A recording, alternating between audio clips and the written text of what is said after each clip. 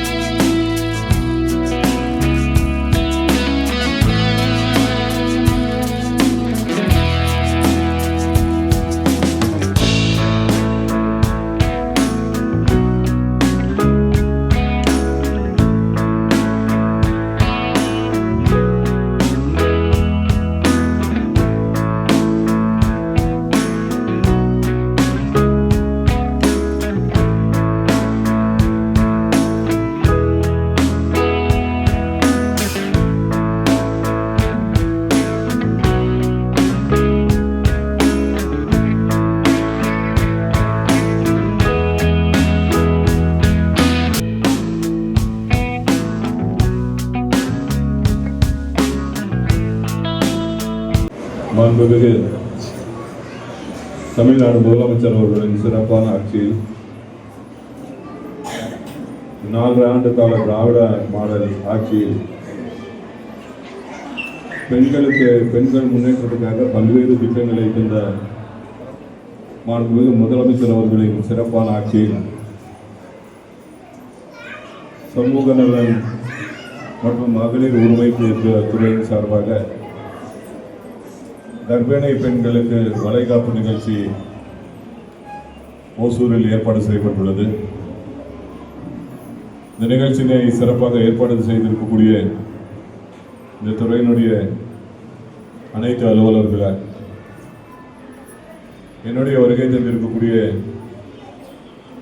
எங்களுடைய பொருளாளர் சுகுமார் அவர்களை, துணை மேயர் ஆனந்த் அவர்களை, இந்த பகுதியினுடைய கவுன்சிலர் சென்னீரப்ப அவர்களை, கலந்து கொண்டிருக்கக்கூடிய அனைத்து சகோதரிகளுக்கும் என்னுடைய அன்பான வணக்கத்தை தெரிவித்துக் கொண்டு, மாண்புமிகு முதலமைச்சர் அவர்கள் பொறுப்பேற்றவுடன் கர்ப்பிணி பெண்களுக்கெல்லாம் ஆண்டுதோறும் 6 மாதத்துக்கு ஒரு முறை ஆண்டுதோறும் தமிழ்நாடு முழுவதும் இப்படிப்பட்ட நிகழ்ச்சிகள் எல்லாம் நடத்தி கர்ப்பிணி பெண்களுக்கு வளைகாப்பு நிகழ்ச்சி நடத்தி இன்னைக்கு பல லட்சம் பேருக்கு அரசின் சார்பாக பல நன்மைகள் செய்யப்பட்டிருக்கிறது. அதன் தொடர்ச்சியாக தான் இன்றைக்கு ஓசூரில் கிட்டத்தட்ட 110 கர்ப்பிணி பெண்களுக்கு வளைகாப்பு நிகழ்ச்சி ஏற்பாடு செய்யப்பட்டுள்ளது. இது எதுக்காக நம்முடைய மாண்புமிகு முதலமைச்சர் அவர்கள் கொண்டு வந்தார் என்று சொன்னால், உங்களுக்கு பிறக்கக்கூடிய குழந்தைகள் எப்படி இருக்க வேண்டும், அவங்களை எப்படி ஆரோக்கியத்துடன் நீங்கள் காப்பாற்ற வேண்டும் என்ற நோக்கத்தோடு உங்களுக்கு நல்ல பயிற்சி அளிக்கப்பட்டு இந்த நிகழ்ச்சி நடத்தப்பட்டிருக்கிறது. இதில் குழந்தைகள் நலன் துறையின் சார்பாக பல்வேறு அறிவுரைகள் எல்லாம் உங்களுக்கு வழங்கப்பட்டிருக்கிறது. ஆகவே நீங்கள் வருங்காலத்தில் உங்களுடைய குழந்தையை பத்திரமா பார்த்துக்கணும். குறிப்பாக அந்த குழந்தை திருமணத்தை தவிர்க்கணும். நம்ம மாவட்டத்தில் தான் அதிகமான குழந்தை திருமணம் நடக்கிறது என்ற செய்தி இருக்கு. அது குறிப்பாக அஞ்சட்டி பகுதியில், இந்த பெட்டமுகலாலம் போன்ற பகுதிகளெல்லாம் குழந்தை திருமணம் நடக்கிறது என்ற செய்தி அரசில் இருக்கிறது. அதனை போக்கும் விதமாக நீங்கள் 18 வயது முடிந்த பின்னர் தான் உங்களுடைய திருமணத்தை நிச்சயப்படுத்திக் கொள்ள வேண்டும். அந்த நிச்சயம் படுக்கும்போது கூட கண்டிப்பாக 18ஆம் வருஷம் முடிஞ்சிருக்கான்னு நீங்கள் கவனமாக இருக்கணும்.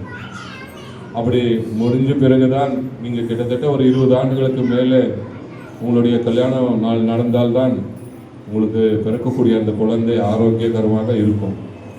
அப்படி ஆரோக்கியமாக குழந்தை இருக்க வேண்டும் என்று சொன்னால் கண்டிப்பாக 20 வயசு தாண்டி நீங்கள் அந்த திருமணத்தை செய்து கொள்ள வேண்டும்.